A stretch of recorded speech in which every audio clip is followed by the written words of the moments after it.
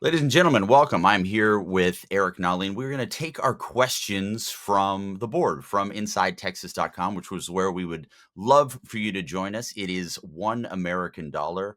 You can join us there. You're going to get an opportunity to be involved in the conversation, get an opportunity to get some insight that is honestly going to be a lot more quicker, a lot faster for you than what we can provide you here on YouTube. And it also makes you part of a really great community. We're starting to do some tailgates, which is what we're going to talk about here in a little bit. But let's just go ahead and get into the questions, Eric. Let's just get straight in there. And we're going to talk about specifically three freshmen. This was a question that came in earlier from MP26. They're asking three freshmen that have exceeded expectations, and we're going to exclude Littleton on this one because Inside Texas has been all over Littleton, and three that have maybe disappointed relative to expectations upon their arrival on campus. I also understand it's hard to disappoint as a true freshman, so more development than originally thought is probably a better way of framing it. And I like the way that this person framed that question because context, especially with freshmen, is really important. So maybe let's focus on those three that are exceeding expectations. Yeah, I appreciated his qualifier there in the second paragraph. The three that I would say are exceeding expectations are Nick Townsend at tight end. And I only say Nick Townsend because he was a late enrollee. Man, I was extremely high on Nick Townsend. I said he should have been a 5-star. I love the way that guy is wired for football. He's obviously, you're seeing the physicality. He's looking around like a missile, looking for contact. But he was a late enrollee, but to see him get a snap in Ohio State, see more snaps next week, that's a little quick. So that's somewhat surprising.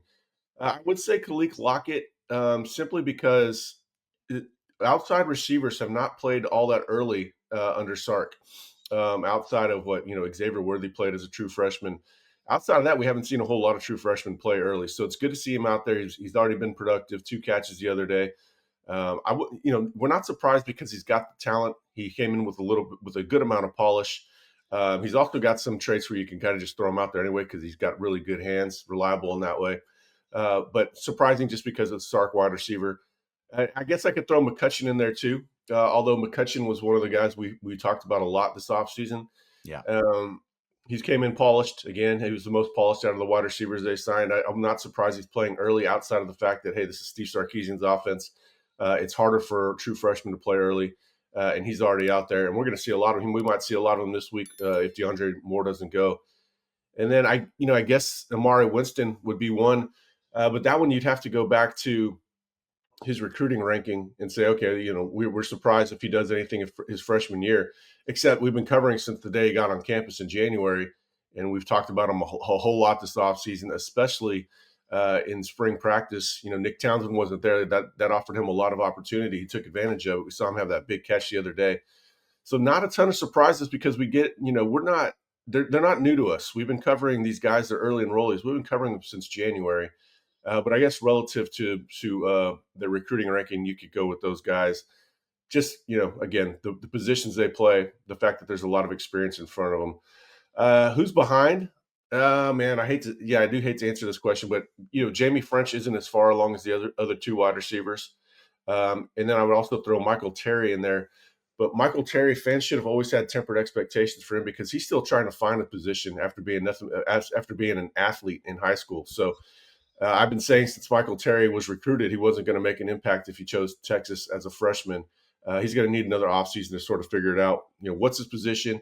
He looked pretty good at wide receiver, but then he's got McCutcheon in front of him. We've got our next question here, and it's a three-part question. It's coming from one of our more experienced posters, and this is MB Horns fan, and he asked three things. So we're going to break this down into three sections.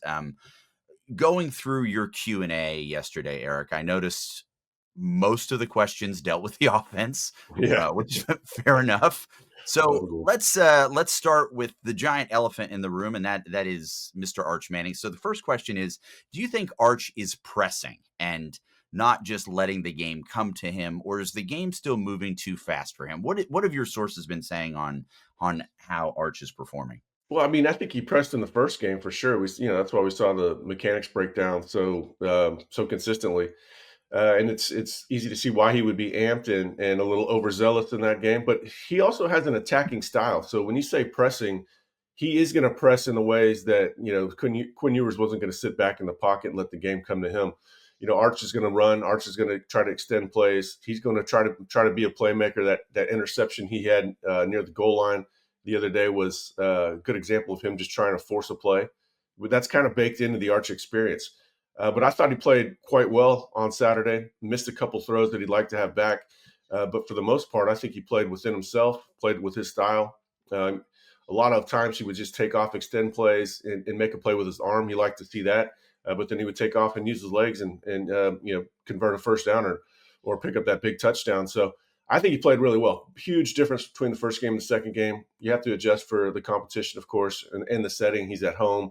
But I saw a lot of improvement. I think it's only up from here for him. So the next issue, and this I have to say probably dominated the conversation most yesterday, specifically with this position group, and that's the offensive line. And I chose MB Horn's fans' question here honestly because frankly, he had so many good questions in in one setting. But this was the topic that most folks wanted to hear about, and the way that MB Horns fan is framing this, I think, is a good way of looking at it. Another way of looking at it is, what do you want to see over the next few weeks to show improvement?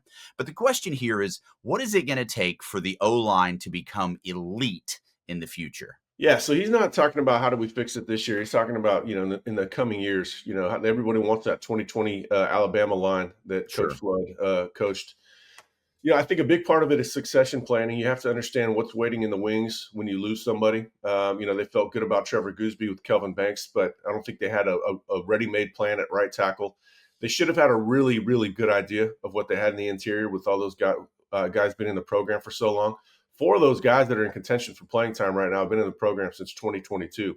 Right. So not only should they have a good idea of what they have and talent-wise, but those players should also have a lot more cohesion than we've seen so far.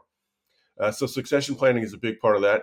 And with that comes, hey, if you're not ready at a position, you have to go to the portal. They've yet to really use the portal. I think they should take more tackles. Tackles can become guards if it doesn't work out at tackle. And part of it's evaluation too. They have kind of hedged on their own ability to develop players over time. That's not yet coming into fruition. I'm not saying it's not going to come into fruition, but we have yet to see that yet. So maybe you throw in a little bit of evaluation there. And, like I said, just take more tackles, maybe spend a little bit more money. They spend a lot of money on defense. To Sark's credit, he hasn't been afraid to allocate resources to the opposite side of the ball when a lot of coaches devote inordinate amount to their side of the ball so they have it a little easier or look good. But I think Sark does need to invest a little bit more on the offensive line. Is there anything in particular that, and I know that this is absolutely going to be talked about on this very channel during this week, the offensive line and what we want to see moving forward. But just for right now, what do you think you want to see in in our next couple games before we go to Florida that is going to give you a little bit more sense of confidence going into the rest of the season with this offensive line? Hi guys, sorry to interrupt, but if you're thinking about buying or selling a home in the Dallas-Fort Worth Metroplex area, you need to contact Josh Holden. The Metroplex is massive, and the local real estate market is full of nuances and subtleties only an experienced agent like Josh can help you navigate. From Preston Hollow to Highland Park, Uptown to Old East Dallas, Josh will be there to guide you through the process of buying or selling your home. Now, Josh is a UT grad, a lifetime Texas Ex. He's reliable, savvy, and from a personal perspective, he's a really great guy to chat with. So why don't you give him a call and chat with him today about your real estate needs in the Dallas-Fort Worth Metroplex area. His number is 972-917-8081. That's 972-917-8081. Or you can reach him at his website, which is joshholdenrealestate.com. All the contact details are in the description below. Thanks so much. And back to the show. Well, first I'm going to say I'm not nearly as down on the O-line as a lot of people. I think they are still working on a whole lot of things. I think Sark has sort of a plan in layers. Okay, this is what we're going to do this week. This is what we're going to do second week, and then we're going to all put it together, in SEC. And I don't mean put it together and start lighting up the scoreboard. I mean the exact offense that he kind of outlined this offseason that we've detailed on Inside Texas that we haven't really seen yet. So I think there is a plan. I do want to see them get their 5. They haven't figured out left guard yet. Connor Stroh is having some issues that I think go beyond lack of experience. I think some stuff that you can't make up for in season. He's getting beat with quickness, and that's a bit of a problem. They've got to figure out the five. Who are the five that they want? Because you can't build cohesion until you have the exact five you want to play with. I think they also need to lean into schemes that fit the personnel better than what they have. It was a bit of a grab bag on Saturday, and I get that. They're trying to figure out, they're testing their guys, they're experimenting. I think over time it's going to funnel down into a more coherent run game, that's tailored to the strengths of the five guys they're going to have. And then I think from there it's just time. But hopefully they have their five soon because they've got two more patsies. Then they have a bye week, and then they go into Florida. I don't care if Florida lost to USF. It's a whole different level of competition than what they're playing right now. It's a little bit more of a fun question. Inside Texas has started. We're doing our own tailgate. We've partnered with some folks. We've got a tailgate for each home game this season. How did the first one go? It was great. 11 o'clock kick, so it was a little early, but they were That's out great. and ready. That thing was coming by 8:30. I love that. We partnered with this tailgate because it's not one of those corporate tailgates where it's like, all right, kicks at 6. We'll be getting going at 4:30. Man, that's Right. not a tailgate. That's not a tailgate. That's just a glad handing. This is a real tailgate. The brisket was good. The food was good. This is going to be exclusive to Inside Texas members. We have a sign up sheet every Monday morning. So if you're looking for a tailgate, come on out and check us out. They did a great job. I'm very happy with the partnership. We are. I promise you, we do have a question on defense, but we're going to stay on the offensive side of the ball.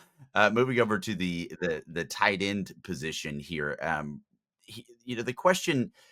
This is a group that. Uh, we obviously bring in Jack Andrews, add some experience in there, but there's still a little bit of youth in there. So the question here is, of the young tight ends specifically that have played, who has impressed you the most thus far? I really like the way that Townsend blocked last game. And this is coming from Hunt 1313. Yeah, well, I mean, Townsend pops on the page because he's so athletic. This guy's running sub 11 seconds in the 100 meters at 240, where he was like 230 pounds when he did that. So he's a total rocket out there in motion. He's impossible to miss, but there's times he doesn't really know what he's doing. But I'm still extremely excited about him. This is all baked into the evaluation and why I've been singing this guy's praises. Probably my two favorite players in the last class were Lance Jackson and Nick Townsend. So yeah, he's impossible to miss. But I like elements that I've seen from all of them. I think Spencer Shannon, he might be a year away, but I think he's going to be a good inline blocker. Jordan Washington had a bit of a rough go. He's still growing into his body, learning how to block. But I think he's got a chance to become a good two-way tight end. Emory Winston, he's got a knack for getting open. He's a lot bigger. If you look at him, he's one of those guys you have to measure in cubic centimeters. It's not just all height. He's so wide. He's a big body, but he moves well and is very smart at finding open space. So I'm excited about all of them. I said in the spring they're going to have the best tight end room in the country in 2026. That still requires some development. Luckily, they do have Jack Andrews because he might be the best player on offense right now, and he's an absolutely perfect person for guys to learn from, especially somebody like Nick Townsend or Emory Winston, where they can emulate his overall game. They can motion him around. He's going to find space. He's a perfect guy to mentor those younger talents. I promised a defensive question. I'm going to give it to you. The defense has been playing up to standard as far as we're concerned. And Yeah. the thing that I've really enjoyed, certainly with working with Inside Texas, but also just reading Inside Texas, is actually not being surprised. When you see a player out there that is absolutely blowing up, like Livingstone. A lot of the world was introduced to him last week, and Yeah. the fact that there was validation coming from the readers of InsideTexas.com is a really cool thing. So that's great. Well, one of the things that we've been a little bit more bullish on, and we were a little bit nervous about, I think it's fair to say, late last season, what was going to happen in the defensive tackle room, and they did an excellent job, I think, in the offseason. So let's talk about D tackle a little bit, and this is coming from Younghorn 01. How would you rate the defensive tackles so far? Who's the best in your eyes? And is there any significant drop off when certain players get in? I mean, they do run the hockey lines with these guys. Yeah. I was a little nervous in December just because it's not easy to find defensive tackles in the portal. But man, in the first portal window, they got Cole Brevard, Hero Canoe, and Travis Shaw. That was an Right. A. That was an A. That was an A right there. They would have been fine settling up shop there. And then they added Murad Watson, Levon Johnson. We haven't seen. He's been nursing an injury, but They got an A in the portal window, and then they went and put a plus on top of it in the second part. How would I rate them? Like, it kind of just depends on how you want them to be rated. Cole Brevard to me is probably the steadiest so far, and that stands to reason. He's experienced. He's massive. He's hard to move. You don't expect him to live in the backfield, but you want him to take up blocks, and he's done a really good job with that. We had people, right before the season started, we kind of asked about strengths of the team, and somebody said he's an obvious NFL draft pick. I think that's bearing out. Hero Canu has been good. Now, we started hearing a lot about Hero in August. When they got him, I was excited based more on his high school tape. He hadn't done a whole lot at Ohio State, but man, he's a good player, good athleticism, good all around player. He's somebody you want on the field pretty much in any scenario. Travis Shaw, Cole Brevard, they're great in goal line, but Hero Canu can be out there too because you can also play him at defensive end when you're trying to go with big boys. Travis Shaw's look good. Haven't seen the raw athleticism yet. Seen maybe hints of it. He's been good. Alex January, unfortunate that he missed. I think Alex probably has the most upside out of anybody in that entire room. And when I say that, I mean somebody that could go in the first round. That excludes Justice Terry. He hasn't played a whole lot yet. And then who am I? Oh, yeah, Murad Watson. Murad Watson is clearly a penetrator at this point. Not much of an anchor. He's got to get better. He's got to get better, lower body strength, playing better at the point of attack. But he got he got upfield a lot on Saturday. Very excited about that group. But here's the thing. The thing that really sets them apart, besides the size and they can move and all that, is, we're hearing so many good things about them as far as their football character. These guys are wired to be good. They worked very hard this offseason, and they're ready to go. You don't always hear that about defensive tackles. I'm extremely bullish on this room. Been bullish the last couple months. Said they were not going to be just passable, but they were going to be downright good. And I think they're trending in that direction. We want to thank you so much for joining us. Please join us at InsideTexas.com. That's where these conversations get started. That's where they expand. This is just a little bit of a preview for our viewing audience to get a sense of what our world is like over there. It's a lot of fun. On behalf of Eric and I, we really appreciate you being here, and we'll see you throughout the week. We've got a lot of analysis coming up for this UTEP game. Thanks so much. We really appreciate it.